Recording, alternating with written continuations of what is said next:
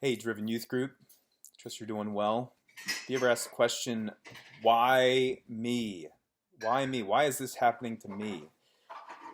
Kind of think to myself as I read Esther chapter 2 and just the life of Esther. In the first few verses of that chapter, it gives this whole scenario where the king, as a result of his horrible decision in letting his wife go, Queen Vashti, he then takes advice from a young group of guys saying, hey, why don't you just try to find the prettiest girl in the whole kingdom? Now, the kingdom that he ruled was a kingdom or an empire from present-day Pakistan all the way to the Sudan in Ethiopia. He ruled a huge empire, and some estimates say that during that time he had about 50 million people who were part of his empire. Who knows, it could have been more.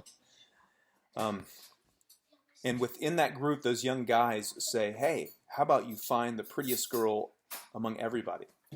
So potentially there was about 25 million women within the empire, potentially. And so within that whole group, he develops this huge, the largest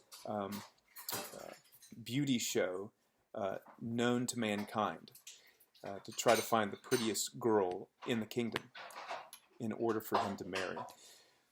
And so one of those girls, as we find out, was Esther. She lived in Susa near the citadel, and she was a part of this beauty pageant.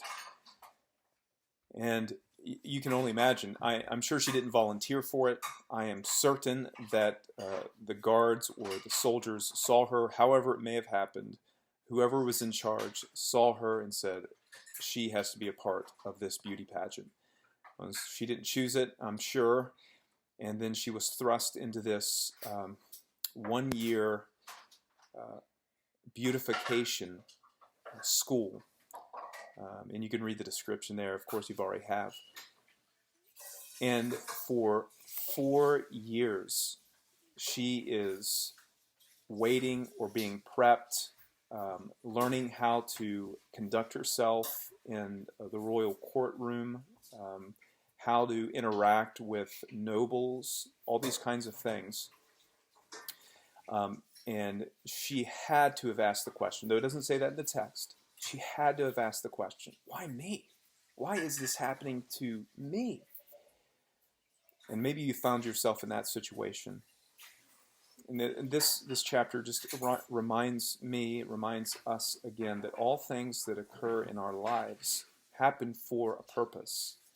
It may seem bad, and I'm sure that was an awful situation for her, because she was getting ready to enter into this beauty pageant, and it seemed like she was progressing in the ranks, that she found favor, it seems like, with the head eunuch. And as she was gaining favor, many things were given to her. 7 young ladies were given to her, I think, to aid her. And so she was moving up in the ranks, and eventually she gets the job, right? And now she is going to be the queen of this man she's really never met. And does she even want to be with him? Probably not. But this is the state that she finds herself in. Why me? Why is this happening to me? And we see that the hand of God is at work in all these kinds of things. It just makes me reminisce of the story of Joseph. It makes me reminisce of the issue or the situation of Daniel, who was taken into captivity as a young boy. And I'm sure he asked the question, why me? Why is this happening to me? And as we know, because you've probably read the story of Esther before, that all these things were happening for a purpose and are happening for a good reason. So in whatever circumstance you find yourself in, whatever issues that you might almost be plopped in, the question of why me? Well, why not me? Right?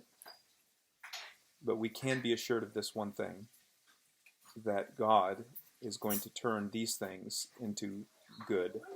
Good purposes are going to come out of this, whatever the situation is. And we can always trust in our good God to institute and progress his good plan, even in the midst of bad circumstances. Well, I hope chapter 2 of Esther was an encouragement to you as we just read the unfolding of this amazing story of God's wonderful providence as he works his good plan throughout this whole book.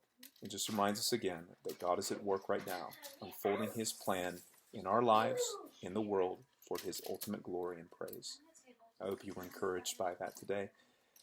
Well, I just want to encourage you to keep praying, and I want you to be on the lookout for an email that's going to go out, maybe God willing, tomorrow, Tuesday.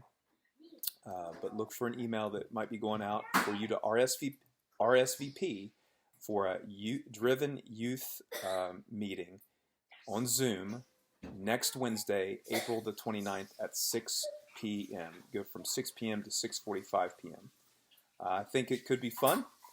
Look forward for the opportunity and just get to see you guys a little bit, at least in like little boxes.